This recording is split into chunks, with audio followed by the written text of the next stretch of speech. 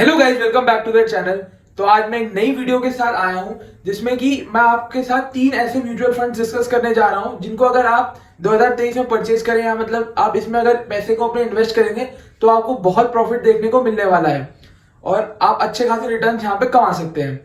सो अगर आप चैनल पे नए हैं तो प्लीज जल्दी से जाके सब्सक्राइब कर दीजिए एंड बेल आइकन को दबाना बिल्कुल भी ना भूलें। वीडियो में आगे बढ़ने से पहले मैं आपसे रिक्वेस्ट करूंगा कि प्लीज आप इस वीडियो को कंप्लीट देखें, सिर्फ आप फंड्स के नाम जानकर आगे ना बढ़े, क्योंकि मैं चाहता हूं कि आपको कंप्लीट नॉलेज मिले एक एक फंड के बारे में। So let's begin with the video.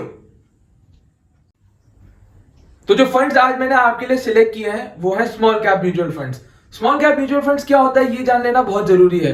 अब 6 अक्टूबर 2017 को सेबी ने एक सर्कुलर रिलीज किया था। ये सर्कुलर इसलिए निकाला गया था क्योंकि बहुत पहले कंफ्यूजन रहता था कि मिड कैप कंपनीज क्या होती है, स्मॉल कैप कंपनीज क्या होती है, लार्ज कैप कंपनीज क्या होती है। इनको यूनिफॉर्म करने के लिए ये सर्कुलर बेसिकली निकाला गया था। अब ये चीज तो हम पहले भी डिस्कस कर चुके हैं कि लार्ज कैप, मिड कैप और स्मॉल कैप कंपनीज क्या होता है, लेकिन मैं फिर से आपको एक बार बता देता हूं कि टॉप फर्म 1 से लेकर 100 कंपनीज को हम लार्ज कैप कंपनीज कहते हैं। उसके बाद टॉप 101 से लेकर 250 तक जो भी कंपनीज होती हैं उनको हम मिड कैप कंपनीज कहते हैं, और 251 से लेकर 500 तक जो कंपनीज रैंक करती हैं एज पर मार्केट कैपिटलाइजेशन उन्हें हम स्मॉल कैप कंपनीज कहते हैं। तो ये तो हमने पहले भी अच्छी से समझ लिया था। मैंने इस पर आपको जब मैं म्यूचुअल फंड्स का आपको नया मैंने आपको इंट्रोडक्शन दिया तभी बता दिया था। तो लेकिन अब स्पेसिफिकली अगर हम स्मॉल कैप फंड्स की बात करें तो स्मॉल कैप फंड्स आपके पैसे को स्मॉल कैप कंपनीज के अंदर इन्वेस्ट करता है। तो यहाँ पे रिस्क जो है वो काफी ज्यादा रहता है और इस रिस्क के ज्यादा होने की वजह से ही आपको रिटर्न भी काफी अच्छे देखने को मिलते हैं। तो अगर आप अपना पोर्टफोलियो बना रहे हैं तो मैं आपको रेकमेंड करूंगा कि आपको 20 से 25% ही स्मॉल कैप फंड्स अपने पोर्टफोलियो के अंदर रखने चाहिए। इसके ज्यादा अगर आप रखते हैं तो फिर वो आपके रिस्क एपेटाइट पे डिपेंड करता है। आप हो सकता है बहुत ज्यादा रिस्क लेने की आप क्षमता रखते हो, तो उसी के अकॉर्डिंग आप फिर आगे इनको और रख सकते हैं। मैं आपको एक चीज यहाँ पे और बताना चाहूंगा कि किन किन पैरामीटर्स के ऊपर मैंने आपके लिए जो फंड्स हैं वो सिलेक्ट किए हैं। तो सबसे पहले हमें देखना चाहिए एक्सपेंस रेशियो। एक्सपेंस रेशियो मैंने आपको बताया था कि वो अमाउंट बेसिकली जो कि आपके इस फंड्स को मैनेज करने के लिए एसेट मैनेजमेंट कंपनी अपने पास रख लेती है उसे एक्सपेंस रेशियो कहते हैं, और ये मैंने आपको बताया था कि वो कम से कम होना चाहिए। तो ये कितना कम होना चाहिए, ये अराउंड आपका 1% से नीचे नीचे रहना चाहिए। 1% भी रह सकता है, अगर 1% से ज्यादा होगा तब ये फिर थोड़ा सा आपको डिसाइड करने वाली बात रहेगी कि आपको क्या ये फंड को लेना चाहिए कि नहीं। फिर बाकी भी चीजें हैं और उसको भी हम जरूर से डिस्कस करेंगे। उसके बाद most importantly past performance. Past performance मतलब पीछे की क्या उसने कैसे परफॉर्म किया है उनको देख लेना बहुत ज्यादा जरूरी है। तो मैं अगर आपको बोलूं तो कम से कम नहीं तो कम से कम आपको 3 साल का तो पास्ट परफॉर्मेंस किसी भी फंड का देखना ही चाहिए, वो बहुत इंपॉर्टेंट रहता है। और ज्यादा से ज्यादा आप 5 साल या उससे ज्यादा 7-8 साल का भी देख सकते हैं। तो पास्ट परफॉर्मेंस पे नजर रखना बहुत इंपॉर्टेंट है। उसके बाद फंड साइज। फंड साइज आपका 2000 करोड़ से ज्यादा हो सकता है। मतलब बेंचमार्क जो मैंने सिलेक्ट किया एक्चुअली आप लोग के लिए काफी सही रहता है। 2000 करोड़ का नजर आता है कि कितनी उसके अंदर मतलब कितने फंड्स उसमें लगे हुए हैं, कितना उसका मार्केट कैप है, वो सब से आपको लगा सकते हैं आप आइडिया। उसके बाद फंड एज, मतलब फंड को आए हुए अभी बाजार में कितना समय हुआ है। तो लगभग ये मिनिमम 5 साल तो पुराना फंड होना ही चाहिए। उससे कम होगा तो फिर उसकी वॉलिटिलिटी फिर आप समझ सकते हैं कि मतलब 5 साल, जैसे मैंने आपको बोला था कि आपको 5 साल उसकी पास्ट परफॉर्मेंस देखनी चाहिए। तो अगर 5 साल से कम होगी तो उसका 5 साल का तो कोई डाटा होगा ही नहीं पीछे का। तो ये थोड़ा सा अनसेफ गेम हो जाती है, बट ठीक है। फंड अगर आपको उस पर ट्रस्ट है, होल्डिंग्स वगैरह देख के भी आप आइडिया लगा सकते हैं। तो उसके बाद और भी कई सारी चीजें हैं वो भी आपको देख लेनी चाहिए। एक ये स्टॉक होल्डिंग भी बहुत इंपॉर्टेंट है, इसका मैंने जिक्र आपके साथ इसी पॉइंट के अंदर कर दिया। स्टॉक होल्डिंग बेसिकली कौन कौन सी कंपनीज के शेयर्स उसमें हैं इन्वॉल्व, वो भी आप देख सकते हैं, वो भी काफी अच्छा रहता है। थर्ड पोजीशन पे जो मैंने फंड यहाँ पे सिलेक्ट किया है वो है क्वांट स्मॉल कैप फंड। अगर हम इसकी एनएवी की बात करें तो वो है ₹155.55। एंड अगर इसके यहाँ पे कितनी इसने रिटर्न दी है सिंस इट्स इंसेप्शन, मतलब जब से ये एग्जिस्टेंस में आया है, तो वो है 16.46% पर एनम। अब अगर मैं पास्ट परफॉर्मेंस की बात करूं तो 5 साल की पहले हम पास्ट परफॉर्मेंस देख लेते हैं। तो यहाँ पे ये पता चलता है कि इसने 5 साल में इसकी जो एवरेज रिटर्न्स है वो 38.29% पर एनम है। और अगर सिमिलरली अगर हम एवरेज कैटेगरी में कितनी मतलब रिटर्न है उसकी बात करें तो वो है 24.10%। एवरेज का मतलब है कि जितने भी फंड्स स्मॉल कैप कैटेगरी के अंदर आते हैं तो उनका जब एवरेज निकाला जाता है तो वो रिटर्न जो अभी आ रही है वो 24.10% है 5 साल के अंदर अंदर। अब रिटर्न्स वाइज तो इसने कमाल की परफॉर्मेंस दी है। अब हम इसकी 3 साल की परफॉर्मेंस को भी एक बार देख लेते हैं। तो 3 साल में जो इसने रिटर्न दिए हैं वो 53.67% पर एनम के रिटर्न दिए हैं। नेक्स्ट अगर हम बात करें तो एक्सपेंस रेशियो की, तो वो है 0.62%। पास्ट परफॉर्मेंस तो अब हमने देख ली। नेक्स्ट अब हम देखते हैं कि इसका फंड साइज कितना है। फंड साइज इसका ₹2580 करोड़ है एंड फंड एज भी इसके अराउंड 10 साल है। अब हमने जो पैरामीटर्स को हमने एनालाइज करने के लिए जो यूज किए हैं उसमें तो ये बिल्कुल फिट बैठता है। साथ ही साथ इसके अंदर मैं आप एक चीज और बता दूं कि कोई लॉक इन पीरियड नहीं है एंड अगर आप एसआईपी के थ्रू पैसा इसमें इन्वेस्ट करना चाहते हैं तो आप 1000 रुपए से भी वो स्टार्ट कर सकते हैं एंड लमसम के लिए आपको 5000 रुपए की यहाँ पे जरूरत पड़ेगी। तो यहाँ पर एक छोटा सा एनालिसिस मैंने आप लोगों के लिए और किया है, वो ये है कि अगर आप म्यूचुअल फंड्स इस मतलब स्कीम के अंदर आप इन्वेस्ट करते हैं तो अगर एसआईपी करते हैं ₹5000 की 5 साल तक, तो आप फिगर जो देख सकते हैं वो कुछ इस तरह से होंगे कि टोटल इन्वेस्टमेंट तो आपकी 3 लाख रुपए की हो जाएगी, प्लस प्रॉफिट जो उसमें आपको होगा वो आपको ₹4.61 लाख का होगा। तो अब आपकी जो टोटल इन्वेस्टमेंट की जो वैल्यू होगी 5 साल के बाद वो 7.61 लाख हो जाती है। तो एनुअलाइज रिटर्न यहाँ पे मैंने आपको पीछे बता ही दिया था 38.29% के हिसाब से होगा।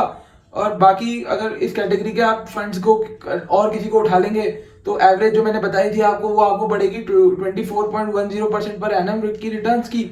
और सिमिलरली आप अगर एफडी में अपने पैसे को इन्वेस्ट करते तो आपको 7.18% का रिटर्न्स मिलता है। और लास्ट अगर आप गोल्ड जो कि कमोडिटी है उसमें अपने पैसे को इन्वेस्ट करते हैं तो आपको 10.81% के रिटर्न्स देखने को मिलते हैं, जो कि मतलब अगर आप देखें एफडी और यहाँ पे कमोडिटी को तो काफी कम इनके रिटर्न्स हैं एज कम्पेयर टू इस फंड के हिसाब से अगर मैं बताऊं आपको तो।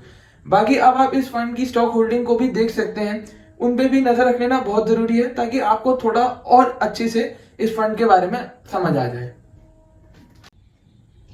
सेकंड पोजीशन पे जो मैंने फंड आपके लिए सिलेक्ट किया है वो है एसबीआई स्मॉल कैप फंड्स। अगर मैं इसकी एनएवी की बात करूं तो वो है 129.92 रुपीज और इसके रिटर्न सिंस इंसेप्शन है वो 26.1% पर एनम है। अगर हम पास्ट परफॉर्मेंस की बात करें तो 5 साल के जो रिटर्न यहाँ पे देखने को हमें मिल रहे हैं वो है 25.69% पर एनम एंड एवरेज रिटर्न इस कैटेगरी के जो फंड्स की है वो 24.10% पर एनम है, जो मैंने आपको अभी पीछे भी बता दिया था एवरेज। अब हम आगे इसके 3 साल के रिटर्न्स की बात करें तो वो है 33.05% पर एनम।